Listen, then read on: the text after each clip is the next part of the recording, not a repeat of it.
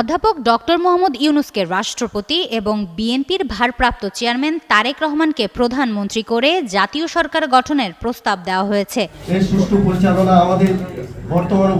রোববার বিকালে রাজধানীর জাতীয় প্রেস ক্লাবের মানিক মিয়া হলে জাতীয় ঐক্য ও সংহতি পরিষদ আয়োজিত বাংলাদেশের কাঙ্ক্ষিত আগামীর জাতীয় সরকারের রূপরেখার উপর নাগরিক ভাবনা বিষয়ক মতবিনিময় সভায় এই প্রস্তাবনা তুলে ধরা হয়। বর্তমান দেশের সামাজিক প্রেক্ষাপটে একটি ক্রান্তিকাল। সংগঠনের আহ্বায়ক মোহাম্মদ নাজিমুল হকের সভাপতিত্বে মতবিনিময় সভায় প্রধান অতিথির বক্তব্য দেন টাইমস ইউনিভার্সিটির বিজনেস ফ্যাকাল্টির dean professor doctor Mohammad Zainul Abedin. Walton আবারও মিলিনিয়ার অফারে ওয়ালটন ফ্রিজ কিনে আপনিও হয়ে যেতে পারেন মিলিয়নিয়ার।